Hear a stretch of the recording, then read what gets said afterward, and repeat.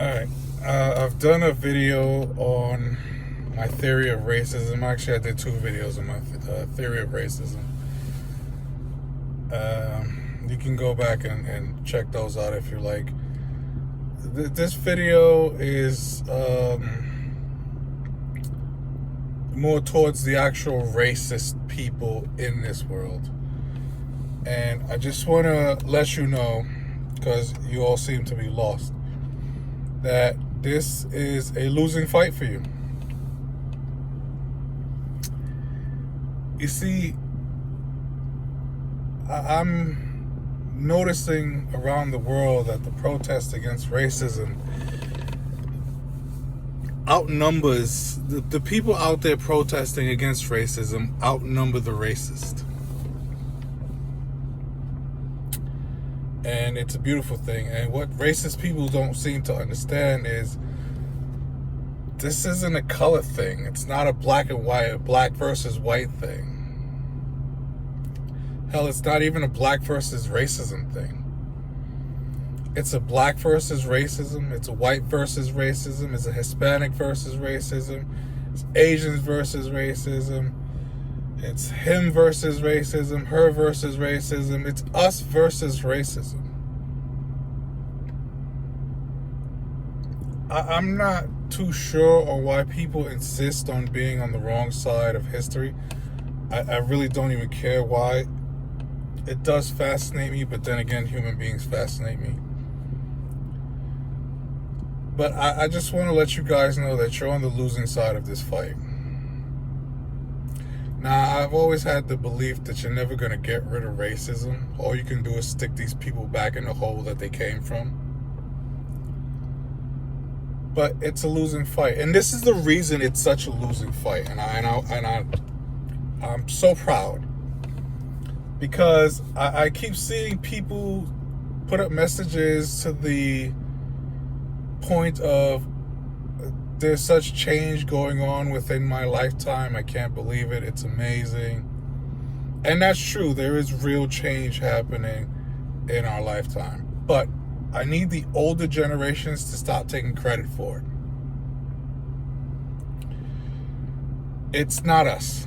See, I remember high school, and I wouldn't say it was full out racism, but everybody had their cliques that they stuck with. Everybody had their own little groups. It's not our generation that's bringing this change. It's our kids. It's the high school kids right now today. They're the ones who they're bringing the real change to this world. You know why? Because they intermingle with each other a lot more. See, we've always been divided through finance and through real estate. How much money you made and where you lived.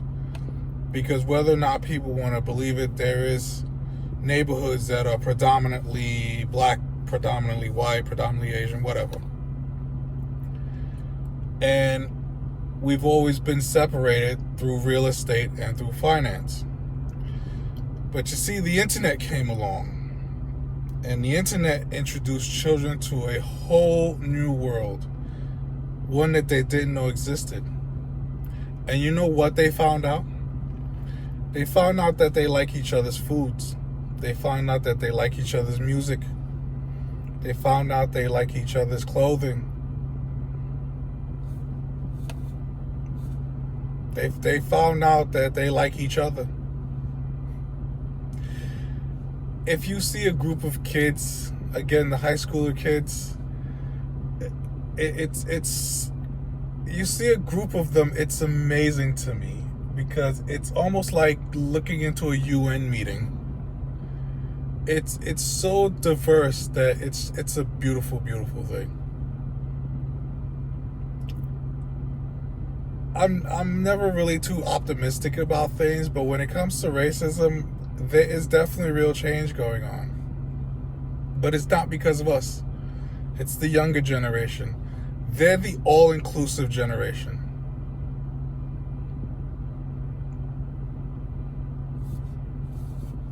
They just are. And it's a beautiful thing to watch. And I applaud them. Especially the ones that grew up with you racist assholes. for them to overcome your nonsense and still go out into the world, and it's beautiful. It's beautiful. I would like to ask racist people a question, though, because I'm curious. Nothing you actually have, well, I guess to the white racist people, because racism is can be any shape or color or whatever. But this is directly towards the white racist people. Your food is from somewhere else. Your technology is from somewhere else. Your fashion is from somewhere else. Your sports are exciting because people from other parts of life come into them. I mean, hell, even Elvis, who I think was an awesome entertainer, but let's be honest, he ripped off Chuck Berry.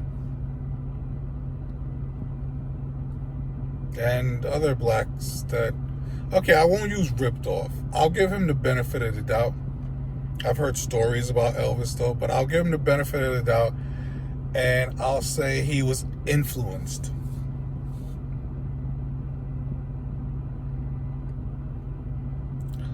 I've always said that one way you can tell a racist person is find out what kind of music they listen to.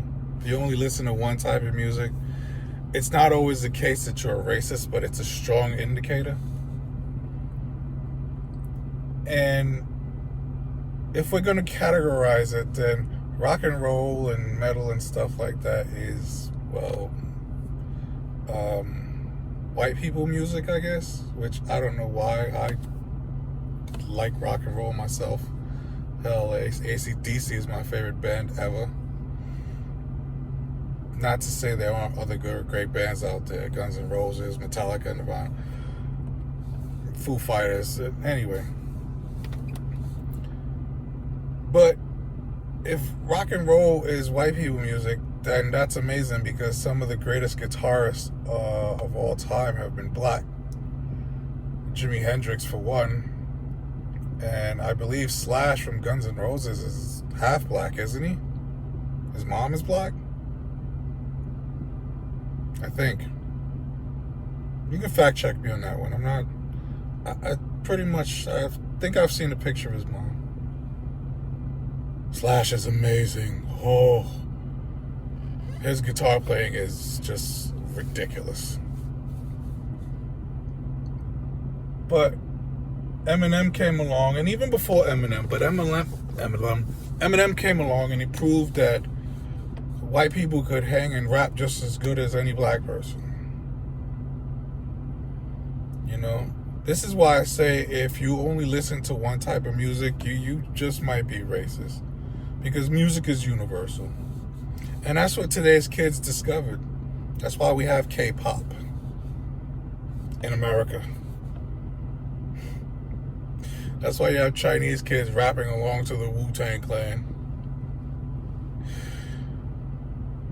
But this is a losing fight for you racist people. Because your kids discovered a whole new world. And they like that world.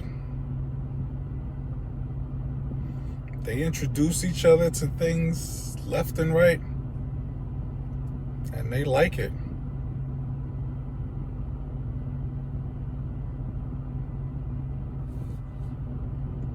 So Donald Trump can keep retweeting his white power videos, but